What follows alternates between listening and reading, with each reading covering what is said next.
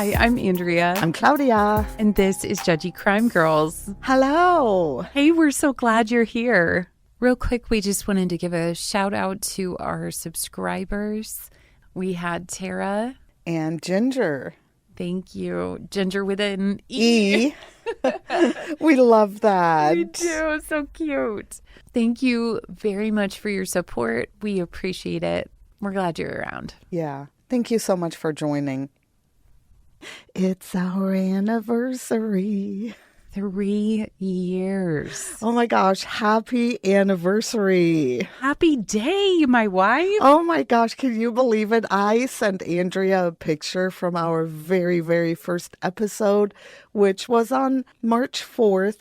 2021. And oh my gosh, I remember how nervous we were. Well, that was back when we didn't know how to edit anything. Nothing. We just went like, yep, it's great. Let's upload it. And we just went with it. And it's awful. And everything was handwritten, which we sometimes still do. But you guys, you don't even know. If you rustle your paper the slightest, these microphones pick it up. You cannot have the heat on. Yeah. You cannot breathe. Nothing. Not a sniffle. Nothing. We learned. Oh my gosh. But it was so fun. And just the feeling of, I don't know. It was just amazing. And thank you to everyone who is still here after 3 years. We appreciate you so much. Well, I'd like to say we've come a long way, but I think we have. Reviews speak louder than words, so definitely hop on to Apple Podcasts and leave us a review if you have time. Oh, please do. It will help us out too. It'll just make us more visible to other people that are looking for a new podcast. And we would love to be that podcast. We are not part of a large network, so we really appreciate our supporters and just everybody tuning in all this time. I can't believe how long it's been that we have been sharing these cases that are so interesting and close to our hearts. So thank you again for listening. We appreciate it so much. Love you. We love you. A lot of our listeners are local to us, which we're in Fort Wayne, Indiana. Oh, but you know what? I wear our Judgy Crime Girls sweatshirt everywhere I go, which is not very many places. But I'm thinking today is going to be the day where somebody is like, hey, I listen to the Judgy Crime Girls. I'm going to be like, it's me. And then I come home and nothing. Oh, I'm sorry. But it's okay. I just don't go to all the cool places where all the cool listeners are. Stop shopping at the same 3 stores. I can't. Claudia doesn't leave her zip code. I don't. Except on Mondays when she joins me here in the studio with our disco ball. Andrea got a beautiful disco ball. I feel like it's for me because for years I've been saying I want a disco ball in my house and I still don't have one. Look, I saw it, thought of you. We've had a lot of conversations and that just stuck out in my mind today. Thank you. So we're snacking. Oh my God, are we snacking? Well, we have some cookies today. Claudia made the best cookies ever. I can't believe how adorable they are. And they taste so good. Yeah, I made some sugar cookies and I made them for us for our anniversary today. So I cut out a whole bunch of number 3s. I will have to post some pictures. They're amazing. They taste delicious and they look so awesome. Oh, yes. Thank you. I'm so glad you like them. I love sugar cookies. I love my sugar cookies. Yeah, so anyway, we're just snacking away today, like we usually are. Well, my right to go along with our delicious bite comes from New York. Ooh. And it is illegal to allow your donkey to sleep in your bathtub. Get out. I mean, if you don't have a guest room, I guess you're out of luck. And, you're going to struggle with this if you're in New York and you usually have your donkey sleep in your tub. This blows my mind. Well, he can take the couch. Okay, I don't even think you can have a donkey at all in New York. Apparently you can. Well, this law came up way back in 1924 when a dam broke and flooded a nearby town. And one of the homes that was affected was owned by a rancher, and his donkey was in his bathtub taking a nap. And I don't know why this is a problem. He's not bothering anybody. Let him sleep in the bathtub. Right. The place is flooded. But during this incident, they just made it illegal for the donkey to sleep in the tub. I feel like it's none of their business. I am such a visual person. You know this about me. And every time you talk to me, I just envision this donkey in a bubble bath. And I just want a shirt. That's it. Yes. I'm such a rebel like that. New York, New York. Yeah, it's fun. Girl, did you get all caught up on Death and Other Details? I am. Are you? I am. Last episode was like, how can they just leave us hanging like that? I'm like, I knew that granny looked suspicious. Mm-hmm. And I loved how the wife just went and sat right down next to... She's like, no, I'm just going to be right here. Oh, you want to talk to me? You can talk to me right over here. Yeah. Next to the person you slept with. But there's so many plot twists now. It's kind of unbelievable how everything is. I don't think we're going to have that many episodes left anymore. I think there's 2 episodes left. So Easter is coming up. Yes. My episode today happened on Easter Sunday. Well, that's sad. Today I'm going to tell you about the Beekman Hill Easter murders. So on March 28th, 1937, on Easter Sunday, Joseph Gedeon arrived at 216 East 50th Street in New York City's Beekman Hill neighborhood. He had been separated from his wife Mary for a few years now, but he was still invited by her to join the family for Easter dinner. After pressing the buzzer a couple of times and getting no response, he waited for his daughter Ethel and her husband, Joseph Kudner, to show up.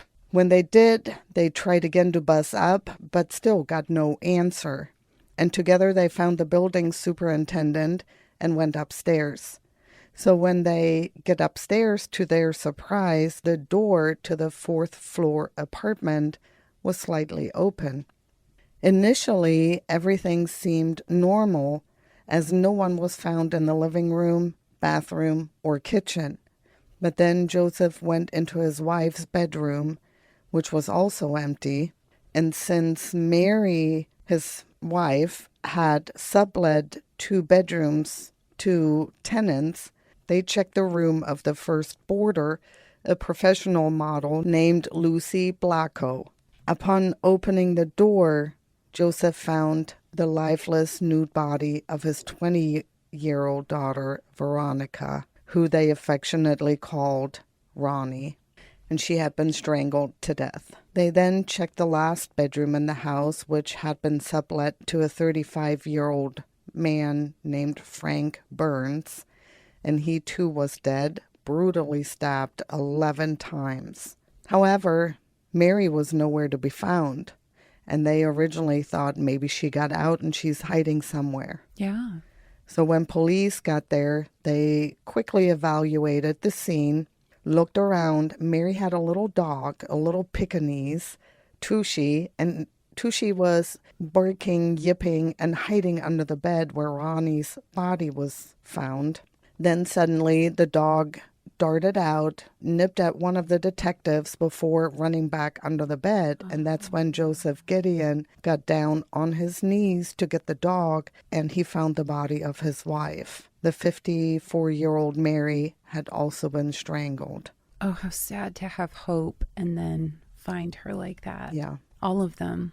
Yeah, I can't imagine. So immediately, police turned their attention to Lucy, the other boarder, but Ethel, the daughter, knew that Lucy was out of town for the Easter holiday. There was very little evidence of what happened.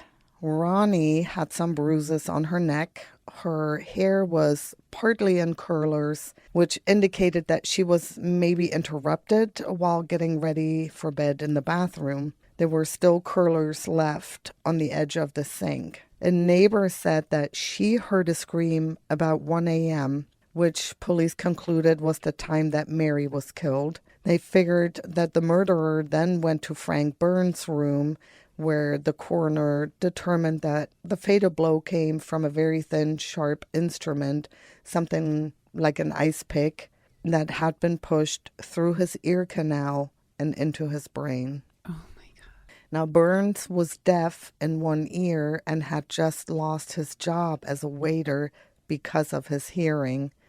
And the night of the murders, he had been sleeping on his good ear, which means that he never heard the attacks on Mary and Ronnie anyway, and was probably asleep at that time. It seemed like the murderer was there for Ronnie, like he waited for her to come home. It wasn't a robbery, nothing obvious was missing, and the police attention turned to the many acquaintances Ronnie had. I don't think it's someone that knew the family all that well, because anybody that would know the family would attack the male first. Yeah. So now let me tell you a little bit about Ronnie. Ronnie was a little bit of a wild child. Ronnie is actually a big part of the reason her parents, Mary and Joseph, were separated. Ronnie marched to her own beat, and Joseph was quoted saying, "Ronnie was wild and undisciplined. She simply would not listen to a word that I said. She just didn't care. She just did what Ronnie wanted to do." So 20-year-old Ronnie, blonde and beautiful, was a photography model, actually. Most of her work was either nude or semi-nude, which made this case back in the day a sensational news story. It was all over. She had posed for a number of true crime magazine pictorials and covers. What a strange turn of events that she would pose for true crime magazines and then end up getting murdered. She was beautiful. Oh, she was gorgeous. Absolutely gorgeous. And to make it in New York in the 30s, unbelievable. She was living life. Wow, that is crazy, Claudia. What did her mom do? Her mom was a landlady. Yeah, I need to hear more about that. Well, Ronnie got married when she was 16 years old to a guy named Robert Flower, but the marriage was later annulled because she was still a minor. Ronnie then moved back in with her parents, and that's when her dad moved out to live alone behind his upholstery shop. He's like, I can't deal with that attitude. So Ronnie was known to have had numerous boyfriends. On the night of the murders, she was actually on a date with a Wall Street messenger named Stephen Butler Jr. Both had a little too much to drink that night, but he managed to drop her off at home around 3 a.m. Now, the police also looked at Ronnie's ex-husband, but he had an alibi and checked out, and so did her date after he dropped her off. So when Lucy, the other boarder, came back from her Easter trip, they asked Lucy to look around and see if anything was missing, if she could find anything. And the only thing she noticed missing was an alarm clock that was in her room. And this seemed like a really weird thing for a murderer to steal. That sounds like more a souvenir thing. Weird. Yeah. For the last 5 years, Ronnie kept a diary, and in it she wrote that she actually had an affair with a married artist. They tracked him down eventually, and he did admit to the affair, but again, he had a solid alibi for the night of the murder, so he was ruled out. Ronnie also had a little black book, but really what it was an address book with more than 125 men and women listed in it. So police did their best to check every one of these leads in that address book, and some turned out to be photographers and artists she had posed for and worked with. Others were models themselves, and others were just her doctors and her regular friends. Everybody checked out. So with no other leads, their suspicions turned to Joseph Gedeon, the father, and they questioned him for over 30 hours. Yeah, because he's alive. He is alive, and he's the one that found them. Yeah. I mean, they actually really knew that he couldn't have done it because they found a single gray glove, which was way too big to be Joseph's. There was a bloody fingerprint that didn't match him either. And investigators found bits of skin and beard stubble under Ronnie's and Mary's fingernails. And Joseph didn't have any scratches on his face. It would have been obvious. So why they questioned him for 30 hours, I don't know. And then there was the soap. 2 soap carvings, to be precise. I had to look this up, and apparently soap carving was huge in the 1920s and 30s. Procter & Gamble, the maker of Ivory soap, faced a big marketing slump during that time in the 20s. Kids didn't like being washed with Ivory soap, and if kids didn't like washing with it, they would not grow up to be adults that liked buying it. So they're like, what can we do? The challenge was clear: convince kids to like Ivory soap. And suddenly the soap sculpture competition was born. For the next 15 years, Procter & Gamble sponsored a competition which included big money prizes, trips, and all kinds of stuff. And those competitions, Andrea, were no joke, though. I mean, these carvings out of a bar of soap were extravagant, highly detailed, and original pieces. Now, and the 2 pieces that were left in the apartment, left behind by the killer, were supposedly no exception. Police contacted a guy named Henry Byrnes, who evidently was an expert on ivory soap carvings, and they asked him to examine the evidence to see if maybe he would recognize the carving. He told investigators that he had no clue who could have carved the soap, and he said they looked like the work of an amateur. But later, he admitted in Procter & Gamble documents that he did recognize the carving style as one of the previous year's winner, but he couldn't say that because of the bad publicity that would have come Oh, no. from the association of Ivory soap with the murders. Now, to this day, we don't know if he actually really correctly knew the murderer or not, but I just looked up Ivory soap contest carvings, mm-hmm. and I'm blown away. Yeah. These carvings they look professional. Yeah, this was some serious shit. Well, also, it's funny because kids can't do this. This had to be like more adults. Yes. So adults were allowed to have one kid with them, and they would kind of do it together. But there were kids, there were Boy Scouts that entered the competition. They did some pretty awesome stuff. Okay, so I'm going to carve an Ivory soap bar this weekend. Okay. So on April 7th, 1937, about 10 days after the murder, the police suddenly announced that they knew who the killer was. And his name was Robert Irwin. And he was a sculptor who had been in and out of mental institutions. So they went to arrest him, but they couldn't find him. And for 3 months they looked when they finally caught a break. Irwin was working as a busboy and dishwasher at the Stadler Hotel in Cleveland. In his spare time, he would draw pictures to make some extra cash. He had a bit of downtime one night, and he decided to sketch 19-year-old pantry maid named Henrietta Kosiansky. And while he drew, she had nothing better to do than to just study his face. A couple of days later, Henrietta is reading about the murders of Mary, Ronnie, and Frank in one of those detective magazines, and she sees a picture of Robert Irwin, and she's like, that sure looks like my coworker Bob.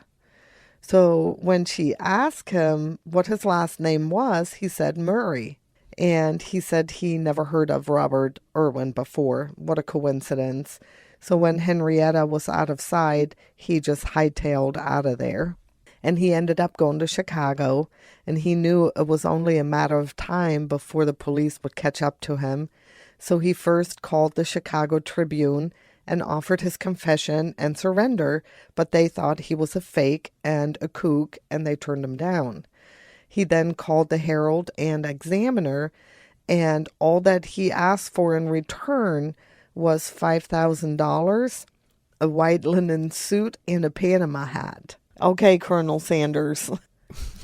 And they agreed to pay him that money in exchange for his story. So he was put up in the hotel for a couple of days while the paper ran his story, and they milked that story. Like, they released like multi-parts of his story in the paper so people would keep buying paper of his confession. Yeah. Irwin was artistically gifted and spent much of his life in and out of mental institutions. The son of evangelist parents, Robert Irwin was born in the Arroyo Seco Park near Pasadena, California on August 5th, 1907. He was named after the nearby river and one of his father's favorite priests, Francois Fenelon. Hence, he entered the world as Fenelon Arroyo Seco Irwin. But he later changed his name to Robert. It's just Robert now, okay? Robert George Irwin. His father walked out on the family before Robert was 3, which left his mom and him impoverished. Later, he volunteered at a state reformatory, and he spent 15 months there, where he first learned to sculpt, and he fell in love with it. He ended up working for a waxworks studio in Los Angeles, where he carved commercial busts of President Franklin D. Roosevelt and other public figures. Irwin was considered brilliant, but erratic and at times violent. He could make the perfect sculptures by just visualizing it, but he had a high sex drive, and he blamed it for getting in the way and distracting him from his visions of sculpting. So his cure for this was to perform a castration on himself, and his cure was unsuccessful, and he voluntarily checked himself into a mental hospital where he stayed for 3 years. After his discharge, he moved around a bit, and he ended up in New York, and he needed a place to stay and found a boarding house owned by Mary Gedeon. Oh, no. Mary had 2 daughters, Ethel and Veronica, and it was there that he laid eyes on the woman of his dreams. And no, it was not Ronnie. It was the other daughter, Ethel. No way.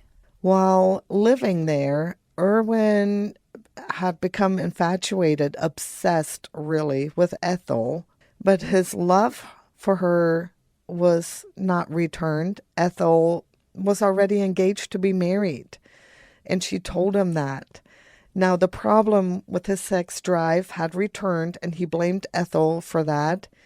I mean, he loved her so much, and he hated her for it so much. So Irwin decided that he must get rid of her. And if he can't have her, then nobody can. He couldn't have her anyway. He castrated himself. But it was unsuccessful. He just wanted her. He wanted her. That is so sad. And that's how Robert, ended up at the Gedeon's apartment that night. Ethel was actually his only target. So Mary Gedeon opened the door when he knocked, and she was very friendly and invited him in.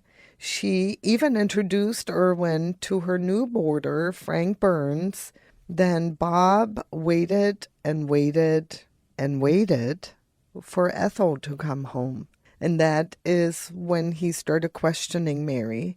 And he didn't like what she had to say. Ethel wasn't coming home that night or any other night.